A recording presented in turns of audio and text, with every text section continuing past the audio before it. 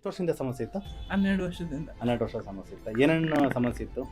ಕಾಲು joint pine. ಹ್ಮ್ ಇದು 1 ವರ್ಷದಿಂದ. ಇದು 1 ವರ್ಷ ಆಯ್ತು. ಮಂಡಿ ನೋವು 12 ವರ್ಷ ಮಂಡಿ ಆಯ್ತು. ನೋವು ಎಷ್ಟು ಎಲ್ಲ ಕಡೆ ಹಾಸ್ಪಿಟ್ಲಲ್ಲಿ ತೋರಿಸಿದ್ರು ಎಲ್ಲ ಆಪ್ರೇಷನ್ ಮಾಡಬೇಕು ಅಂತಾನೆ ಹೇಳಿದ್ರು. ಹ್ಮ್. ಇಲ್ಲಿ ಬಂದ್ಬಿಟ್ಟು ಫಸ್ಟ್ ಇಂಜೆಕ್ಷನ್ ತಗೊಂಡಾಗ ಅದು ನೆಕ್ಸ್ಟ್ ಡೇನೆ ಖುಷಿ ಆಗೋಯ್ತು. ಏನು ಫೇನ್ ಇಲ್ಲ ಆಯಿತು. 3 ದಿವಸ ಚೆನ್ನಾಗಿದೆ. ಮನೆ ಕೆಲಸ ಎಲ್ಲ ಎಷ್ಟು ಚೆನ್ನಾಗಿ ಆರಾಮಾಗಿ ಮಾಡ್ತಾ ಇದ್ದೆ. ಅಷ್ಟೊಂದು ಸಂತೋಷ ಆಗೋಯ್ತು.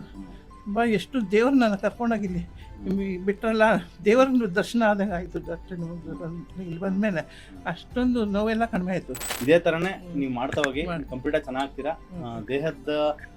ದೇಹದಲ್ಲಿರ್ತಕ್ಕಂಥ ನೋವುಗಳು ನಾವು ಏನು ತ್ಯಾಗ ಮಾಡ್ತೀವಲ್ಲ, ಟೀ ಕಾಫಿ ಆ ಟೇಸ್ಟ್ಗಳು, ಅದು ಏನು ಕಂಪೇರ್ ಮಾಡೋಕ್ಕಾಗಲ್ಲ. ಯಾಕಂದ್ರೆ ನಮ್ಮ ದೇಹದಲ್ಲಿ ನೋವಿಲ್ದೇ ಇರೋದೇ ಒಂದು ಪರಮ ಸುಖ ಅಲ್ವಾ? ಅದು ಏನು ಕಾಫಿ ಟೀ ಕುಡಿಯುವಾಗ ಬರ್ತಕ್ಕಂಥ 5 ನಿಮಿಷದ ಸುಖ ಅದೇನು ಇಲ್ಲ ಇದ್ರ ಮುಂದೆ.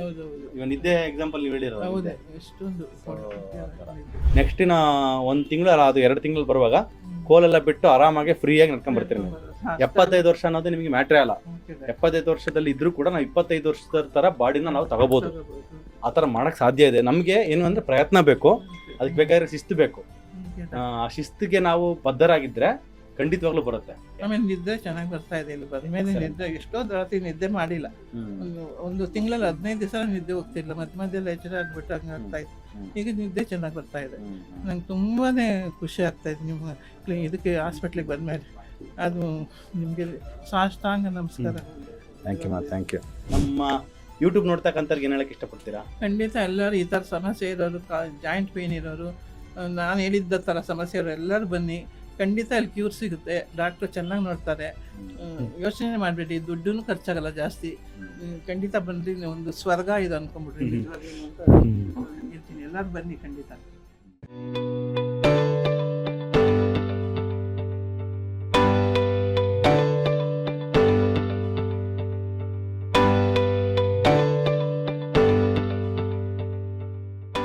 ನಮ್ಮ ಜೊತೆ 74 ವರ್ಷದ ಯಂಗ್ ವುಮೆನ್ ಅಂತ ಹೇಳ್ಬೋದು, ಕಮಲಾ ಕೃಷ್ಣಮೂರ್ತಿ ಅಂತ. ಅವ್ರಿಗೆ ಆಲ್ಮೋಸ್ಟ್ ಎಷ್ಟು ವರ್ಷದಿಂದ ಸಮಸ್ಯೆ ಇತ್ತು? 12 ವರ್ಷದಿಂದ. 12 ವರ್ಷದ ಸಮಸ್ಯೆ ಇತ್ತು. ಏನೇನು ಸಮಸ್ಯೆ ಇತ್ತು? ಕಾಲು ಜಾಯಿಂಟ್ ಪೈನ್. ಇದು 1 ವರ್ಷದಿಂದ. ಇದು 1 ವರ್ಷ ಆಯ್ತು. ಮಂಡಿ ನೋವು 12 ವರ್ಷ ಮಂಡಿ ಆಯ್ತು. ನೋವು ಎಷ್ಟು ಎಲ್ಲ ಕಡೆ ಹಾಸ್ಪಿಟ್ಲಲ್ಲಿ ತೋರಿಸಿದ್ರು ಎಲ್ಲ ಆಪ್ರೇಷನ್ ಮಾಡಬೇಕು ಅಂತಾನೆ ಹೇಳಿದ್ದು. ಅದಕ್ಕೆ ಹಂಗೆ ಪೋಸ್ಟ್ಪೋನ್ ಮಾಡ್ಕೊಂಡ್ ಬಂದಿದ್ದು. ಆಮೇಲೆ ಆಯುರ್ವೇದಿಕ್ ತಗೊಂಡೆ. ಅಲ್ಲಿ 1.5 ವರ್ಷ ತಗೊಂಡೆ. ಅಲ್ಲಿ ಪೌಡರ್ ತಗೊಂಡಾಗ ಸ್ವಲ್ಪ ಕಡಿಮೆ ಆಗ್ತಿತ್ತು, ಮತ್ತೆ ಪೇನ್ ಬರ್ತಾ ಇತ್ತು. ಅಲ್ಲೇ ಕಂಟಿನ್ಯೂ ಮಾಡ್ತಾ ಇದ್ದೇವೆ. ಇದಿಲ್ಲ ಅಂತ ಒಂದು ಸ್ವಲ್ಪ ಅದು ಕ್ಯೂರ್ ಸಿಗುತ್ತೆ ಅಂತ ನಂಗೆ ಎಲ್ಲೂ ಸ್ಯಾಟಿಸ್ಫ್ಯಾಕ್ಷನ್ ಆಗಲಿಲ್ಲ. ಆಮೇಲೆ ನಿಮ್ಮ ಕಡೆ ವಿಡಿಯೋ ಯೂಟ್ಯೂಬಲ್ಲಿ ನೋಡಿದ್ಮೇಲೆ ಆವಾಗ ನನಗೆ ಇಲ್ಲಿ ಹೋಗ್ಬೇಕು ಅಂತ ಅನ್ನಿಸ್ತು. ಆವಾಗಲೇ 2-3 ದಿವಸಕ್ಕೆ ಮುಂಚೆ ಕಾಫಿ ಟೀ ಎಲ್ಲ ಬಿಟ್ಟು ನೀವು ಹೇಳಿದ್ದೆಲ್ಲನೂ ಬಿಟ್ಟೆ. ಆಮೇಲೆ ಇಲ್ಲಿ ಬಂದೆ. ಇಲ್ಲಿ ಬಂದ್ಬಿಟ್ಟು ಫಸ್ಟ್ ಇಂಜೆಕ್ಷನ್ ತಗೊಂಡಾಗ ಅದು ನೆಕ್ಸ್ಟ್ ಡೇನೆ ಖುಷಿ ಆಗೋಯ್ತು. ಏನು ಫೇನ್ ಇಲ್ಲ ಆಯಿತು. 3 ದಿವಸ ಚೆನ್ನಾಗಿದೆ. ಮನೆ ಕೆಲಸ ಎಲ್ಲ ಎಷ್ಟು ಚೆನ್ನಾಗಿ ಆರಾಮಾಗಿ ಮಾಡ್ತಾ ಇದ್ದೆ. ಅಷ್ಟೊಂದು ಸಂತೋಷ ಆಗೋಯ್ತು. ಎಷ್ಟು ದೇವ್ರು ನಾನು ಕರ್ಕೊಂಡೋಗಿಲ್ಲಿ ಬಿಟ್ರಲ್ಲ, ದೇವ್ರ ದರ್ಶನ ಆದಂಗೆ ಆಯಿತು. ಇಲ್ಲಿ ಬಂದಮೇಲೆ ಅಷ್ಟೊಂದು ನೋವೆಲ್ಲ ಕಡಿಮೆ ಆಯಿತು. ಆಮೇಲೆ 5-6 ದಿವಸ ಆದಮೇಲೆ ಸ್ವಲ್ಪ ನೋವು ಕಾಣಿಸ್ಕೊಂತು. ಮತ್ತೆ ಸೆಕೆಂಡ್ ವಿಸಿಟ್ ಬಂದು ಮತ್ತೆ ಇಂಜೆಕ್ಷನ್ ಎಲ್ಲ ತಗೊಂಡು ಮಾತ್ರೆ, ಸಪೋರ್ಟಿಂಗ್ ಮಾತ್ರೆಗಳೆಲ್ಲ ತಗೊಂಡ್ಮೇಲೆ ತುಂಬ ಚೆನ್ನಾಗಾಯಿತು. ಇವಾಗ 80% ಕಡಿಮೆ ಆಯಿತು ಮಂಡಿ ನೋವು. ಆಮೇಲೆ ಭುಜದ ನೋವು ಇದು ಕಡಿಮೆ ಆಯ್ತು. ಇದೊಂದು ಸ್ವಲ್ಪ ಇದೆ. ಆಮೇಲೆ ಇದೊಂದು ಸ್ವಲ್ಪ ಕಾಲ್ ಸ್ವೆಲ್ಲಿಂಗ್ ಇದೆ. ಅದು ಕಡಿಮೆ ಆಗ್ಬಿಟ್ರೆ ಈ ಕೋಲ್ ಇಲ್ದಿರ ರೇಡಿಯೋ ತರ ಆಮೇಲೆ ಹೇಳಿದ್ರಿ ಆ ತರ ಎಕ್ಸರ್ಸೈಸ್, ಹಾಫ್ ಸ್ಕ್ವಾಟ್ಸ್ ಮತ್ತೆ ಒಂದು ಗದೆ ತಗೊಂಡ್ಬಿಟ್ಟು ಡೈಲಿ ಮಾಡ್ತಾ ಹೋಗಿ. ಡೈಲಿ 1-2 ಅವರ್, ಬೆಳಗ್ಗೆ 1 ಗಂಟೆ, ಸಾಯಂಕಾಲ 1 ಗಂಟೆ ಎಕ್ಸರ್ಸೈಸ್ ಅಂತ ಡೆಡಿಕೇಟ್ ಮಾಡಿ ಪಥ್ಯ ನೀವೇನ್ ಮಾಡ್ತಿದ್ರೋ ಆ ಪಥ್ಯಗಳು ನೀವು ಮಾಡ್ತಾ ಹೋಗಿ. ನೋಡ್ಕೊಂಡ್ಬಿಟ್ಟು ಇದು ಮಾಡೋಣ. ಹಂಗೆ ವೆಯ್ಟ್ ಎಲ್ಲ ಕಡಿಮೆ ಆಗ್ಬಿಟ್ಟು ಸಾಕಾಗಿದೆ. ವೆಯ್ಟ್ ಕಡಿಮೆ ಆಗುತ್ತೆ. ಈ ವೆಯ್ಟ್ ಎಷ್ಟು ಕೆಜಿ ಸಣ್ಣ ಇದ್ದೀರಾ? ಇವಾಗ 5 kg ಕಡಿಮೆ ಆಗಿದೆ. ಫಸ್ಟ್ಗೆ ಎಷ್ಟಿದ್ರಿ? ಫಸ್ಟ್ 117 ಇತ್ತು. ಇವಾಗ ಆಗಿರೋದು 4 kg ಕಡಿಮೆ ಆಗಿದೆ. 4 kg 5 kg ಕಮ್ಮಿ ಆಗಿದ್ರ. ಸೊ ನಾನು ಹೇಳ್ತಾ ಇರೋದು ಪ್ರಶ್ನೆ ಏನಂದ್ರೆ, ನೀವು ಮುಂಚೆ ವೆಯ್ಟ್ ಲಾಸ್ ಮಾಡಕ್ಕೆ ಏನೇನೆಲ್ಲ ಪ್ರಯತ್ನ ಪಟ್ಟಿರ್ತೀರಿ? ಹೌದು, ಅವಾಗೆಲ್ಲ ಚಪಾತಿ ಎಲ್ಲ ತಿಂದು, ಪಲ್ಯಗಳು, ವೆಜಿಟೇಬಲ್ ಎಲ್ಲ ಪಲ್ಯ ತಿಂದು ಅದೆಲ್ಲ ಮಾಡಿದ್ರು ಏನೂ ಆಗಿಲ್ಲ. 1 kg ಕೂಡ ಕಮ್ಮಿ ಆಗಿರಲ್ಲ. 1 kg ಕೂಡ ಕಡಿಮೆ ಆಗಿಲ್ಲ. ಇವಾಗ ಆರಾಮಾಗಿ 5 kg ಸಣ್ಣ ಆಗಿದ್ದೀರಾ. ಮುಖ್ಯವಾಗಿ ಏನಕ್ಕೆ ಅಂತ ನೀವು ಸಣ್ಣ ಆಗ್ತಿರೋದಂದ್ರೆ, ಇಲ್ಲಿರ್ತಕ್ಕಂಥ ಡಯಟ್ ಬಂದು ನಮ್ದು ಹಾರ್ಮೋನ್ ಮಾಡಲ್ ಆಫ್ ಡಯಟ್ ಮಾಡಲ್ಲ. ಸೊ ನಿಮ್ಗೆ ಬಾಡಿಲಿರ್ತಕ್ಕಂಥ ಇನ್ಸುಲಿನ್ ಪ್ರಮಾಣನ ಕಮ್ಮಿ ಮಾಡಿ, ಫ್ಯಾಟಿ ಲಿವರ್ನ ಕಮ್ಮಿ ಮಾಡಿ, ಅಲ್ಲಿಂದ ಮೆಟಬಾಲಿಸಮ್ ಜಾಸ್ತಿ ಮಾಡಿ, ಫ್ಯಾಟ್ ಬರ್ನಿಂಗು ಪ್ಲಸ್ ಈ ಫ್ಯಾಟ್ ಬರ್ನಿಂಗ್ ಮಾಡಿ ಹೋಗ್ತಿದೆ ಬಾಡಿ. ಇಷ್ಟು ದಿನ ಫ್ಯಾಟ್ ಡೆಪಾಸಿಷನ್ ಮಾಡಲಿತ್ತು. ಫ್ಯಾಟ್ ಬರ್ನಿಂಗ್ ಮೂಡ್ಗೆ ಹೋಗ್ತಾ ಇದೆ. ಅದು ಒಂದು ಹಂಗಾಗಿ ನಿಮಗೆ ಇಷ್ಟ ಆಗ್ತಿದೆ. ಮುಖ್ಯವಾಗಿ ನಿಮ್ಮ ದೇಹದಲ್ಲಿ ಇರ್ತಕ್ಕಂಥ ಒಂದು ಮೇಜರ್ ಇಂಪಾರ್ಟೆಂಟ್ ಸಮಸ್ಯೆ ಅಂದ್ರೆ ಹೆವಿ ಮೆಟಲ್ ಟಾಕ್ಸಿಸಿಟಿ, ಅಂದ್ರೆ ಲೆಡ್ 470 ಪ್ಲಸ್ ಇದೆ. ಸೊ ಅದನ್ನ ನಾವು ಕಿಲೇಷನ್ ಥೆರಪಿ ಮಾಡೋದ್ರ ಮುಖಾಂತರ 6 ಆಗಿದೆ, ಒಂದು ಇನ್ನೊಂದು 4 ಆದ್ಮೇಲೆ ಮತ್ತೆ ಟೆಸ್ಟ್ ಮಾಡೋದು ಇನ್ನೊಂದ್ಸರಿ. ಅದು ಎಷ್ಟು ಬರುತ್ತೆ ನೋಡ್ಬಿಟ್ಟು ಆಮೇಲೆ ಅದು ನಾರ್ಮಲ್ ಆಗೋವರೆಗೂ ಟ್ರೈ ಮಾಡ್ತಾರೆ. ಅದು ಸರಿಯಾದಂಗೆ ನಿಮ್ಮ ಬಾಡಿನೂ ಕೂಡ ಚೆನ್ನಾಗುತ್ತೆ. ಯಾಕಂದ್ರೆ ಸರ್ ಲೆಡ್ಗೂ ವೆಯ್ಟ್ ಲಾಸ್ಗೂ ಅಥವಾ ಮಂಡಿ ನೋವು ಏನ್ ಸಂಬಂಧ ಅಂತಂದ್ರೆ ಲೆಡ್ ಬಾಡಿನಲ್ಲಿ ಜಾಸ್ತಿ ಇರುವಾಗ ಬೋನ್ ಇರ್ತಕ್ಕಂಥ ಕ್ಯಾಲ್ಸಿಯಂನೆಲ್ಲ ಎಳೆದಾಗ್ತಾ ಇರುತ್ತೆ. ನಾವ್ ಎಷ್ಟು ದಿನಕ್ಕೆ 4 ಕ್ಯಾಲ್ಸಿಯಂ ಮಾತ್ರ ತಗೊಂಡ್ರು ಕೂಡ ಒಂದು ಚೂರು ಕೂಡ ಬೋನ್ ಹೋಗ್ತಾ ಇರಲ್ಲ, ಸಿವಿಯರ್ ಆಸ್ಟಿಯೋಪೊರೋಸಿಸ್ ಆಗುತ್ತೆ. ಮತ್ತೆ ಜಾಯಿಂಟ್ಸ್ಗಳು ಡಿಜನರೇಷನ್ ಆಗ್ತವೆ. ಜಾಯಿಂಟ್ಸ್ಗಳು degeneration, osteoporosis plus weight gain ಆಗುತ್ತೆ. ಯಾಕಂದ್ರೆ ಕರಳಲ್ಲಿ ಇರ್ತಕ್ಕಂಥ ಗುಡ್ ಮೈಕ್ರೋ ಬ್ಯಾಕ್ಟೀರಿಯಂನ ಅದು ಲೆಡ್ ಸಾಯಿಸ್ತಾನೆ ಇರುತ್ತೆ. ಲೆಡ್ ಇರುವಾಗ ಬೆಳ್ಕೊಳ್ಳೋದೇ ಇಲ್ಲ. ಸೊ ನಾವೇನ್ ಮಾಡ್ಬೇಕು ಅಂದ್ರೆ ಆ ಲೆಡ್ ಪ್ರಮಾಣ ಕಡಿಮೆ ಆಗುವಾಗ ಗುಡ್ ಮೈಕ್ರೋಬಯಮ್ ನ್ಯಾಚುರಲಿ ಜಾಸ್ತಿ ಆಗುತ್ತೆ. ಅವಾಗ ಫ್ಯಾಟ್ ಬರ್ನಿಂಗ್ ಚೆನ್ನಾಗುತ್ತೆ. ಮತ್ತೆ ನೀವು ಇನ್ನೊಂದು ಏನನ್ನ ಬೆನಿಫಿಟ್ ಹೇಳಿದ್ರೆ ನಿಮ್ಗೆ ಏನೋ ಅಡಿಷನಲ್ ಬೆನಿಫಿಟ್ ಏನಾಗಿದೆ?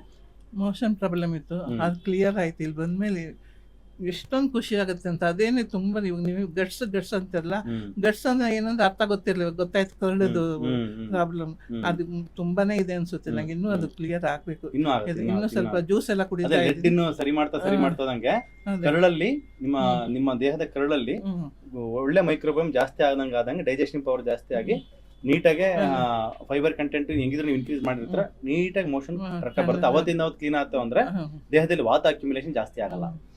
ಆಮೇಲೆ ನಿದ್ದೆ ಚೆನ್ನಾಗಿ ಬರ್ತಾ ಇದೆ. ಇಲ್ಲಿ ಬಂದ್ಮೇಲೆ ನಿದ್ದೆ ಎಷ್ಟೊಂದು ರಾತ್ರಿ ನಿದ್ದೆ ಮಾಡಿಲ್ಲ. ಒಂದು ತಿಂಗಳಲ್ಲಿ 15 ದಿವಸ ನಿದ್ದೆ ಹೋಗ್ತಿಲ್ಲ, ಮಧ್ಯದಲ್ಲಿ ಎಚ್ಚರ ಆಗ್ಬಿಟ್ಟು ಹಂಗೆ ಆಗ್ತಾ ಇತ್ತು. ಈಗ ನಿದ್ದೆ ಚೆನ್ನಾಗಿ ಬರ್ತಾ ಇದೆ. ನಂಗೆ ತುಂಬಾನೇ ಖುಷಿ ಆಗ್ತಾ ಇದೆ ನಿಮ್ಮ ಇದಕ್ಕೆ ಹಾಸ್ಪಿಟ್ಲಿಗೆ ಬಂದ್ಮೇಲೆ. ಅದು ನಿಮ್ಗೆ ಸಾಷ್ಟಾಂಗ ನಮಸ್ಕಾರ. Thank you. ತುಂಬಾ ನೋವು ಪಟ್ಟಿದ್ದೀನಿ ನಾನು. ಯಾಕಂದ್ರೆ ಮನುಷ್ಯನಿಗೆ ಏನಿದ್ರು ಏನಿಲ್ಲ ಅಂದ್ರೂ ನಿದ್ದೆ ಮಾತ್ರ ಇರ್ಬೇಕು. ನಿದ್ದೆ ಇಲ್ಲ ಅಂತ ಅಂದ್ರೆ ಎಲ್ಲಾ ಸಮಸ್ಯೆಗಳು ದೈಹಿಕವಾಗಿ, ಮಾನಸಿಕವಾಗಿ ಮತ್ತೆ ಮಾನಸಿಕವಾಗಿ ಚಿಂತೆ, ಖಿನ್ನತೆ ಎಲ್ಲ A to Z ಜಾಸ್ತಿ ಆಗುತ್ತೆ. ಈಗ ರಾತ್ರಿ ಹೊತ್ತು ಎಲ್ಲರೂ ಮನಗಿರ್ತಾರೆ, ನಾನು ಮನಗಿಲ್ಲ, ನಿದ್ದೆ ಬರ್ತಾ ಇಲ್ಲ ಅಂತಂದ್ರೆ ಅದು ಆಕ್ಚುಲಿ ಈ ಭೂಲೋಕದಲ್ಲಿ ನರಕ ಸೃಷ್ಟಿ ಮಾಡಿರೋ ರೀತಿ ಅದು. ಅಷ್ಟು ಕಷ್ಟ ಅದು. ನಿದ್ದೆ ಯಾಕೆ ಬರ್ತಾರೆ ಇನ್ನೊಂದು, ಅದಕ್ಕೂ ಕೂಡ ಲೆಡ್ ಕಂಟೆಂಟ್. ಲೆಡ್ ಜಾಸ್ತಿ ಇರುವಾಗ ಗಟ್ ಬ್ರೈನ್ ಆಕ್ಸೆಸ್ ಹಾಳಾಗುತ್ತೆ. ಗಟ್ ಹಾಳಾಗ್ಬಿಟ್ಟು ಮತ್ತೆ ಬ್ರೈನ್ ಅಲ್ಲೂ ಕೂಡ ನರದಲ್ಲಿ ಡೆಪಾಸಿಟ್ ಆಗುತ್ತೆ. ನಿಮಗೆ ಲೆಡ್ ಜಾಸ್ತಿ ಇರುವಾಗ ಇನ್ನೊಂದು ಏನಾಗುತ್ತೆ, ನಿಮ್ಗೆ ನೆನಪಿನ ಶಕ್ತಿ ಇರಲ್ಲ. ಹಿಂಗೆ ಬರ್ತಾ ನ್ಯೂರೋ ಡಿಜನರೇಟಿವ್ ಡಿಸೀಸಸ್ ಅಂತ ಬರ್ತವೆ. ಇನ್ನೊಂದು 4-5 ವರ್ಷ ಹಂಗಿದ್ರೆ ಆಮ್ನಿಷಿಯಾ, ಅಲ್ಝೈಮರ್ಸ್ ಡಿಸೀಸ್, ಮತ್ತೆ ಪಾರ್ಕಿನ್ಸನ್ಸ್ ಡಿಸೀಸ್, ಅದು ಯಾವ್ದಾದ್ರು ಒಂದು ಸುಮ್ನೆ ಮರೆಯೋದು, ಕೊನೆಗೆ ಹೆಂಗ ನಿಮ್ಮ ಹೆಸರು ನೀವೇ ಮರೆಯೋದು, ಈ ತರ ಅಲ್ಲ. ಹೆಂಗೋ ಭಗವಂತನ ದಯೆಯಿಂದ ಏನಂತಂದ್ರೆ ನಮ್ಗೆ ನಿಮ್ಮ ರೂಟ್ ಕಾಸ್ ಅಸೆಸ್ ಮಾಡಕ್ ಸಾಧ್ಯ ಆಯ್ತು. ರೂಟ್ ಕಾಸ್ ಅಸೆಸ್ ಆದ್ಮೇಲೆ ಲೆಡ್ ಜಾಸ್ತಿ ಇದೆ ಅಂತ ಗೊತ್ತಾದ್ಮೇಲೆ ಇವಾಗ ಒಂದೊಂದು ಚೂರೆ ಸರಿಯಾಗಿ ನಾರ್ಮಲ್ ಆಗ್ತಾ ಇದೆ. ಹಂಗಾಗಿ ಇದು ಪಥ್ಯ ಏನ್ ಮಾಡ್ತಿದ್ರಿ ಇವಾಗ? ಪಥ್ಯ ಬೆಳಗ್ಗೆ ಎದ್ದಿದ ತಕ್ಷಣ ಆಯಿಲ್ ಪುಲ್ಲಿಂಗ್ ಮಾಡ್ಬಿಟ್ಟು ಮಾಡ್ತಿದ್ದೀರಾ? 2 ಸ್ಪೂನ್ ಕೋಕೋನಟ್ ಆಯಿಲ್ ಕೊಡೋದು. ಆಮೇಲೆ ಬೂದ್ಗುಂಬಳಕಾಯಿ ಇದು ಫಸ್ಟ್ ಬಿಸಿನೀರು ಕುಡಿದು, ಬಿಸಿನೀರು ಸಿಪ್ ಮಾಡೋಕೆ ಸ್ವಲ್ಪ ಕಷ್ಟ ಆಗ್ತಾ ಇದೆ ನನಗೆ ಏರ್ಪಡ್ತೀವಿ ಹೋಗೋದಕ್ಕೆ. ಅದು ಆಯಿಲ್ ಪುಲ್ಲಿಂಗ್ ಮಾಡ್ತಾ ಸರಿ ಹೋಗ್ಬೋದೇನೋ ಅನ್ಕೊಂಡಿದ್ದೀನಿ. ಆಮೇಲೆ ಬಿಸಿನೀರು ಕುಡಿದಾದ್ಮೇಲೆ ಬೂದ್ಗುಂಬಳಕಾಯಿ ಜ್ಯೂಸು, ಆಮೇಲೆ ನೆಲ್ಲಿಕಾಯಿ ಜ್ಯೂಸು. ನೆಲ್ಲಿಕಾಯಿಗೆ ಕೊತ್ತಂಬರಿ ಸೊಪ್ಪು ಹಾಕ್ಬಿಟ್ಟು ಸೌತೆಕಾಯಿನೂ ಸ್ವಲ್ಪ ಹಾಕ್ತೀನಿ. ಸೌತೆಕಾಯಿ ಹಾಕಿ ಅದು 3 ಜ್ಯೂಸು ಕುಡಿತೀನಿ. ಆಮೇಲೆ ತಿಂಡಿ ಏನು ತಿನ್ನಲ್ಲ? ಇಲ್ಲ, 12 ಗಂಟೆವರೆಗೆ ಅಷ್ಟೇ ಆಗೋದಿಲ್ಲ, ಊಟ ಬೇಡ ಅನ್ನಿಸ್ತೈತೆ. ಆಮೇಲೆ ಮಧ್ಯಾಹ್ನ ಟಿಫನ್ ಒಂದು ತಿನ್ಬಿಟ್ರೆ 12-1 ಗಂಟೆಗೆ, ತಿರ್ಗಾ ಸಾಯಂಕಾಲ 7 ಗಂಟೆಗೆ ಸ್ವಲ್ಪ ಊಟ ತಗೋತೀನಿ. ಇಲ್ಲಾಂದ್ರೆ ಡ್ರೈ ಫ್ರೂಟ್ಸು, ಕೋಕೋನಟ್ ಮಿಲ್ಕ್ ಅದು. ಊಟ ಬೇಡ, ಏನ್ ಮಾಡಿ ಗೊತ್ತಾ, 1 ಗ್ಲಾಸ್ ಕೋಕೋನಟ್ ಮಿಲ್ಕ್ ತಗೊಳ್ಳಿ, ನೀವೇ ಕಟ್ ಮಾಡ್ಬಿಟ್ಟು ಮಿಕ್ಸಿ ಹಾಕ್ಬಿಟ್ಟು ಜ್ಯೂಸ್ ಮಾಡ್ಕೊಂಡು ಕೊಡ್ರಿ, ಕೋಕೋನಟ್ ಹಾಲು. ಇಲ್ಲ ಅಂತಂದ್ರೆ ಏನೋ ಸ್ವಲ್ಪ ಹೆಸರು ಕಾಳು, ಕಡಲೆಕಾಳು, ಶೇಂಗಾ ಪಲ್ಯಗಳು ಮಾಡ್ಕೊಂಡು ತಿನ್ನಿ. ಈ ಮುದ್ದೆ, ರೊಟ್ಟಿ, ಅನ್ನ ನೈಟಲ್ಲಿ ತಗೊಳಕ್ ಹೋಗಿ ಕಾರ್ಬೋಹೈಡ್ರೇಟ್ ಕಂಪ್ಲೀಟ್ ಜೀರೋ ಮಾಡೋಣ. ಸ್ಟಾರ್ಟಿಂಗ್ ಅಲ್ಲಿ ನಿಮ್ಗೆ ಮಾಡಕ್ ಕಷ್ಟ ಆಗುತ್ತೆ. ಇವಾಗ ಆಲ್ರೆಡಿ ನಿಮ್ ಬಾಡಿ ಸೆಟ್ ಆಗಿದೆ. ಇವಾಗ ಆಲ್ಮೋಸ್ಟ್ 1.5 ಮಂತ್ ಇಂದ ಮಾಡ್ತಿದ್ರಲ್ಲ, ಬಾಡಿ ಸೆಟ್ ಆಗಿದೆ. 1.5 ತಿಂಗಳಲ್ಲಿ, ಆಲ್ಮೋಸ್ಟ್ 1.5 ತಿಂಗಳಾಯ್ತಲ್ಲ ನೀವು ಬಂದು, 1.5 ತಿಂಗಳಲ್ಲಿ ಇಷ್ಟು ರಿಕವರಿ ಆಗ್ತೀನಿ ಅಂತ ಅನ್ಸುತ್ತೆ ನಿಮ್ಗೆ? ಇಲ್ಲ, ಖಂಡಿತ ಅನ್ಸಿರ್ಲಿಲ್ಲ. ಇಲ್ಲಿ ಬಂದ್ಮೇಲೆ ನಂಗೆ ತುಂಬಾನೇ ಖುಷಿ ಆಗಿದೆ. ಎಲ್ಲ ಕಡಿಮೆ ಆಗಿದೆ. ಅದು ಇದೊಂದು ನಂಗೆ ವೆಯ್ಟ್ ಕಡಿಮೆ ಆಗಬೇಕು.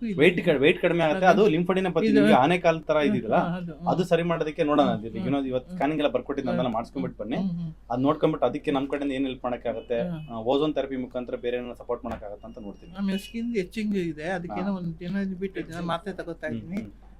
ಅದು ಇಲ್ಲ, ಅದು ಇವಾಗ ಸದ್ಯಕ್ಕೆ ಇದು ಹೋಗ್ಲಿ, ಇವಾಗ ಸದ್ಯಕ್ಕೆ ಸಿಂಪ್ಟಮ್ಯಾಟಿಕಲಿ ಆಗ್ತಾ ಇರಲಿ. ರೂಟ್ ಕಾಸ್ ಅಸೆಸ್ ಆಗಿದ್ದು ಇನ್ನೊಂದು 4 ಸ್ಕಿಲೇಷನ್ ಮುಗಿದ್ಮೇಲೆ ಕೋಲನ್ ಹೈಡ್ರೋಥೆರಪಿ ಅಂತ ಒಂದು ಟ್ರೀಟ್ಮೆಂಟ್ ಮಾಡ್ತೀನಿ. ಅದ್ರ ಕರಳೆಲ್ಲ ಇನ್ನೊಂದ್ ಸ್ವಲ್ಪ ನೆಕ್ಸ್ಟ್ ಲೆವೆಲ್ ಕ್ಲೀನ್ ಮಾಡ್ಬಿಟ್ಟು ಕ್ಲೀನ್ ಆಯ್ತು ಅಂದ್ರೆ ಇಮ್ಯುನಿಟಿ ಚೆನ್ನಾಗಿ ಆಗ್ಬಿಟ್ಟು ಈ ಎಕ್ಸಾಮ್ ಎಲ್ಲ ಇರುತ್ತಲ್ಲ ಅದೆಲ್ಲ ಕಡ್ತ ಮೈ ಇಚ್ಚಿಂಗು ಪ್ಲಸ್ ಬೇರೆದೇನಿರುತ್ತೆ ಅದೆಲ್ಲ ಕಂಪ್ಲೀಟ್ ಆಗಿ ಹೋಗುತ್ತೆ.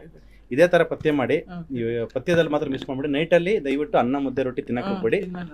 ಒಂದು ಅರ್ಧ ತೆಂಗಿನಕಾಯಿ ಇಲ್ಲ ತೆಂಗಿನಕಾಯಿ ಹಾಲು ಕುಡಿದ್ಬಿಟ್ಟು ಹಿಂಗೆ ಮೇಂಟೈನ್ ಮಾಡಿ, ಕೊಬ್ಬರಿ ಎಣ್ಣೆ ಕುಡೀರಿ, ಆಯಿಲ್ ಕೂಲಿಂಗ್ ಮಾಡಿ, ಹಿಂಗೆ ಮಾಡ್ತಾ ಹೋಗ್ಬೇಕು. ಬಿಸಿಲಲ್ಲಿ 1 ಗಂಟೆ ಇರಿ. ಇವತ್ತು ಹೇಳ್ಕೊಟ್ರೆ ಎಕ್ಸರ್ಸೈಸ್ ಬೆಳಗ್ಗೆ 1 ಅವರ್, ಸಾಯಂಕಾಲ 1 ಅವರ್ ಚೆನ್ನಾಗಿ ಆಕ್ಟಿವ್ ಮಾಡ್ತಾ ಹೋಗಿ.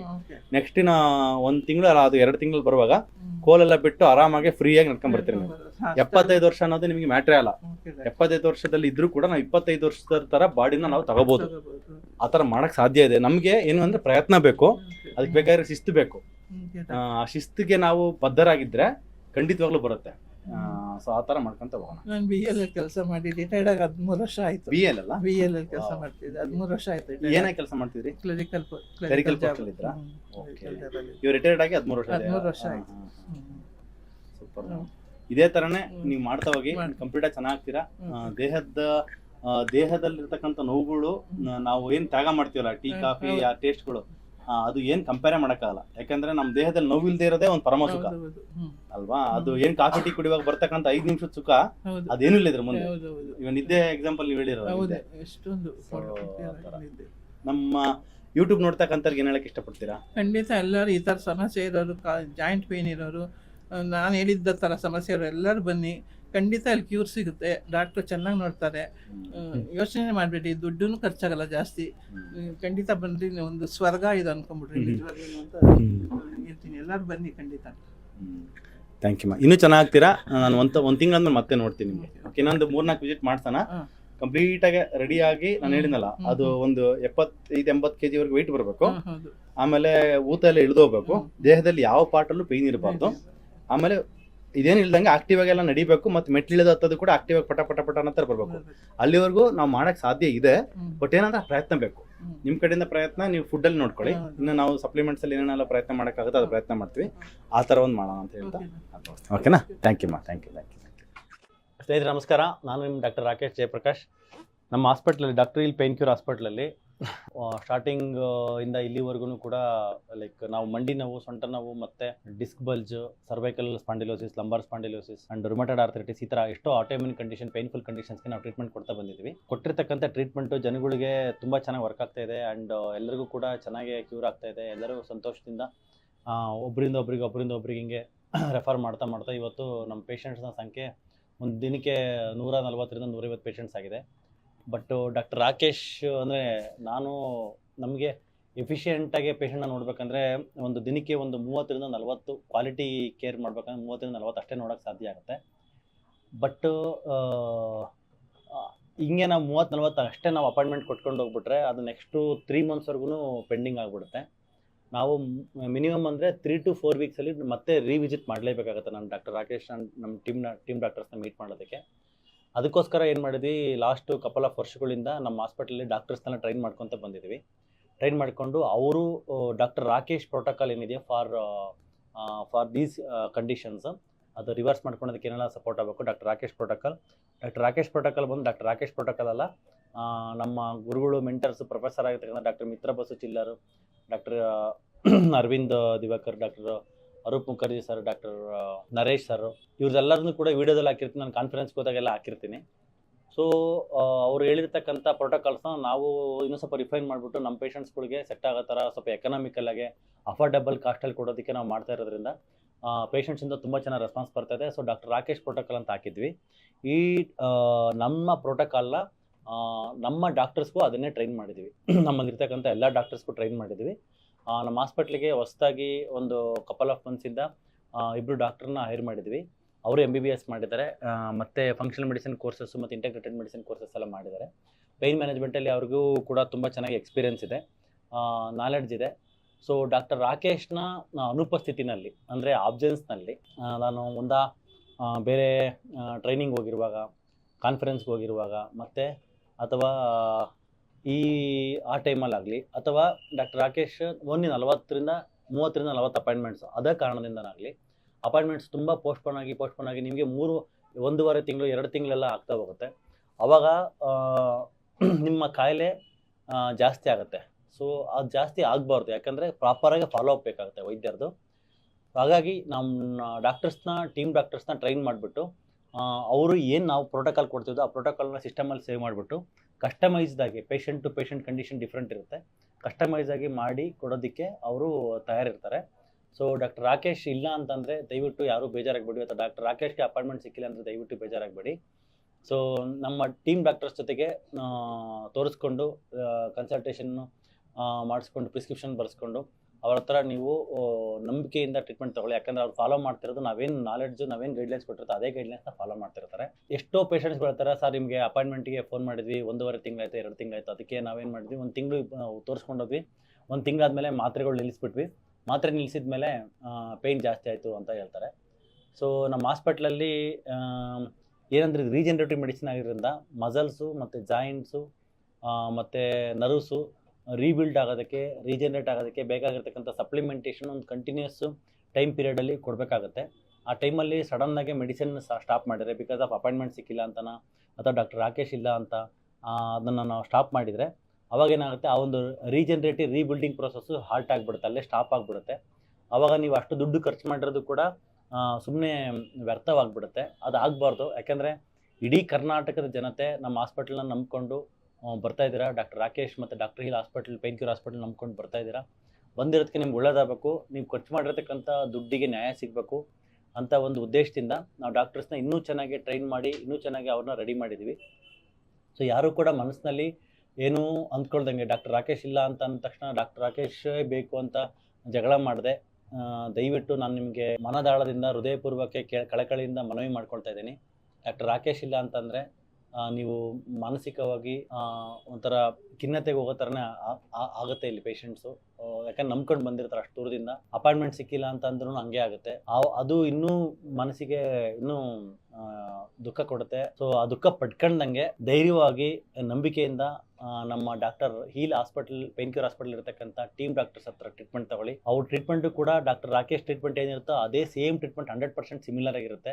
ಇಂಡಿವಿಜುವಲ್ ಪರ್ಸೆಪ್ಷನ್ನು ಮತ್ತು ಕಸ್ಟಮೈಸೇಷನ್ನು ಮತ್ತು ಪ್ರೋಟೋಕಾಲ್ಸ್ ಎಲ್ಲನೂ ಕೂಡ ಅದೇ ಪ್ರಕಾರನೇ ಹಾಕೊಂಡು ಹೋಗ್ತಾ ಇದೀವಿ ನಾವು. ಎಲ್ಲರಿಗೂ ರಿಸಲ್ಟ್ ಬರುತ್ತೆ. ಡಾಕ್ಟರ್ ರಾಕೇಶ್ ಟ್ರೀಟ್ಮೆಂಟ್ ಕೊಟ್ಟಾಗ ಹೆಂಗೆ ರಿಸಲ್ಟ್ ಬರುತ್ತೋ ಅದೇ ಥರನೇ ನಮ್ಮ ಟೀಮ್ ಡಾಕ್ಟರ್ಸ್ ಕೊಟ್ಟಾಗಲೂ ರಿಸಲ್ಟ್ ಬರುತ್ತೆ. ದಯವಿಟ್ಟು ಮನಸ್ಸಿಗೆ ಯಾವುದೇ ರೀತಿಯಾಗಿರ್ತಕ್ಕಂಥ ಭೇದ ಭಾವ ತೋರದೆ ನಮ್ಮ ವೈದ್ಯರ ಹತ್ರ ಟ್ರೀಟ್ಮೆಂಟ್ ತಗೊಳ್ಳಿ ಅಂತ ಹೇಳ್ತಾ, ಡಾಕ್ಟರ್ ರಾಕೇಶ್ ಪ್ರೋಟೋಕಾಲ್ನ ಫಾಲೋ ಮಾಡ್ತಕ್ಕಂಥ ನಮ್ಮೆಲ್ಲ ಟೀಮ್ ಡಾಕ್ಟರ್ಸ್ಗೂ ನಾಲೆಡ್ಜು ಇರ್ತಕ್ಕಂಥ ಟೀಮ್ ಡಾಕ್ಟರ್ಸ್ ಎಲ್ಲರನ್ನೂ ಕನ್ಸಲ್ಟ್ ಮಾಡ್ಬೋದು. ಟ್ರೀಟ್ಮೆಂಟಲ್ಲಿ ಪ್ರೋಟೋಕಾಲ್ 100% ಕೊಟ್ಟಿರ್ತಕ್ಕಂಥ ಡಾಕ್ಟರ್ಸ್ಗಳನ್ನ ಮಾತ್ರ OPD ನಲ್ಲಿ ಕೂರಿಸಿರ್ತೀವಿ. OPD ನಲ್ಲಿ ಮಿನಿಮಮ್ ನಮ್ಮ ಹಾಸ್ಪಿಟಲ್ ಟೋಟಲಿ 18 to 20 ಡಾಕ್ಟರ್ಸ್ ಇದ್ದಾರೆ. ಎಲ್ಲರಿಗೂ ಟ್ರೈನ್ ಅಪ್ ಮಾಡಿದ್ವಿ.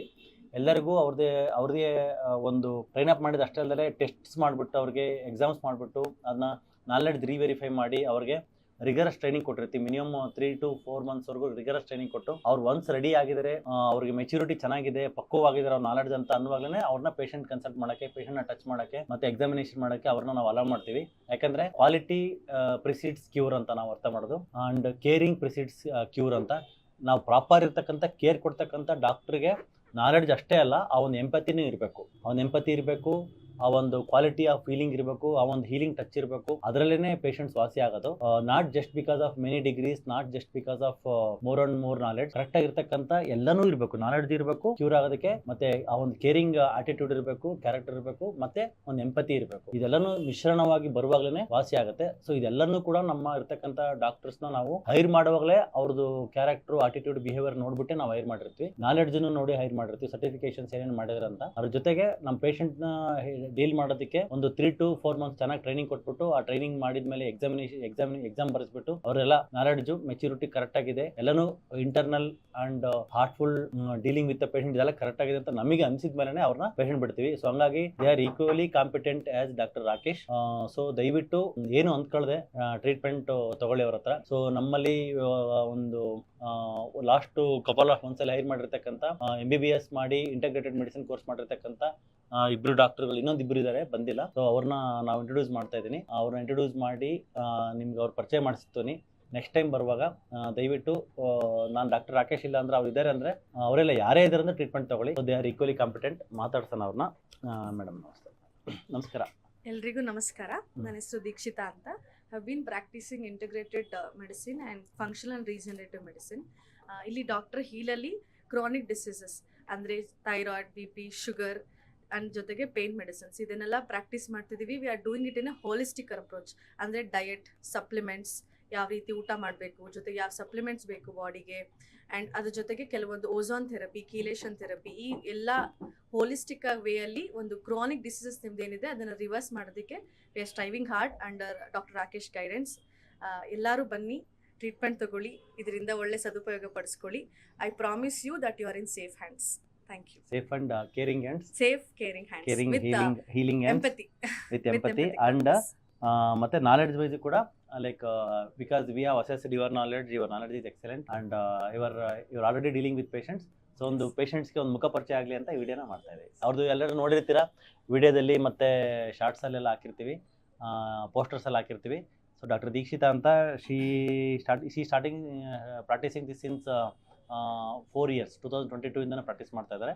She has excellent knowledge in this and she is capable of dealing any chronic conditions, especially through functional medicine. ಅದನ್ನು ರಿವರ್ಸ್ ಮಾಡಿಬಿಟ್ಟು ನಾರ್ಮಲ್ ಮಾಡೋದಕ್ಕೆ ಏನೇನೆಲ್ಲ ಮಾಡೋಕ್ಕಾಗತ್ತೆ ಅದನ್ನು ಅವರು ನಾಲೆಡ್ಜೇಬಲ್ ಆಗಿದ್ದಾರೆ ಅಂತ ಹೇಳ್ತಾ next will go to doctor Yusuf. ಎಲ್ಲರಿಗೂ ನಮಸ್ಕಾರ.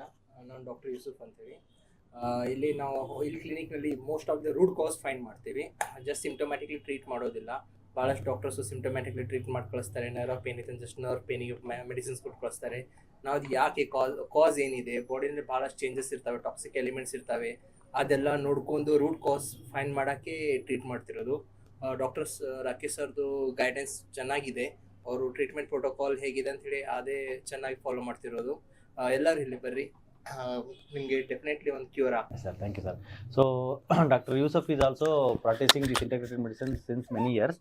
ಸೊ ಅವರು ನಾವು ಸ್ಟಾರ್ಟಿಂಗಲ್ಲಿ ಇಂಟರ್ವ್ಯೂ ತೊಗೊಂಡಾಗ ಎಷ್ಟೊಂದು ಜನ ಡಾಕ್ಟರ್ಸ್ನ ರಿಜೆಕ್ಟ್ ಮಾಡಿದ್ವಿ ಬಿಕಾಸ್ ಆಫ್ ಒಂದು ಎಂಪತಿ ಆ್ಯಂಡ್ ಆ ಒಂದು ನಾಲೆಡ್ಜ್ ಇಲ್ಲ ಅಂತ. But we have selected many doctors. ಅದರಲ್ಲಿ ಇವರಿಬ್ಬರು ವೆರಿ ಪ್ರಾಮಿನೆಂಟ್ ಡಾಕ್ಟರ್ಸು. ಸೊ ಹಂಗಾಗಿ ಅವ್ರ ನಾಲೆಡ್ಜ್ ಚೆನ್ನಾಗಿದೆ. ಮತ್ತು ನಾಲೆಡ್ಜಲ್ಲಿ ಪೇಷಂಟ್ ಎಕ್ಸ್ಪೀರಿಯೆನ್ಸು, ಅವ್ರದ್ದು ಪೇಷಂಟ್ ಫೀಡ್ಬ್ಯಾಕು ತುಂಬ ಚೆನ್ನಾಗಿದೆ. ಎಷ್ಟೋ ಜನ ಪೇಷಂಟ್ಸ್ಗಳು ಇವ್ರ ಹತ್ರ ನಾನು ಇಲ್ಲದೆ ಇರುವಾಗ ಇವ್ರ ಹತ್ರ ಟ್ರೀಟ್ಮೆಂಟ್ ತೊಗೊಂಡು ಹೋಗಿದ್ದಾರೆ. ಮತ್ತು ನಾವು ಅವ್ರಿಗೆ ಫೀಡ್ಬ್ಯಾಕ್ ಕಾಲ್ಸ್ ಮಾಡಿ ಪೇಷಂಟ್ಗೆ ಕೇಳಿದಾಗ ಟ್ರೀಟ್ಮೆಂಟ್ ಆಗಿದೆಯಲ್ಲ ಹೆಂಗೆ ಅಂತ ಕೇಳಿದಾಗ ಅವರು ನಮಗೆ ಚೆನ್ನಾಗಾಗಿದೆ, ಬೆಟರ್ ಡಾಕ್ಟರ್ಸು ನಮ್ಮ ಚೆನ್ನಾಗಿ ಹೀಲ್ ಮಾಡಿದ್ದಾರೆ ಅಂತಲೇ ಹೇಳ್ತಾರೆ. ಮತ್ತು ಇನ್ನೊಂದು ಬಂದು ನಾವು ಅವರು ಸೆಕೆಂಡ್ ಟೈಮ್ ಅಂದರೆ ಈಗ patients second visit third visit ಬಂದಿರ್ತಾರೆ, ಆ ಟೈಮಲ್ಲಿ ನಾನು ಇರೋದಿಲ್ಲ.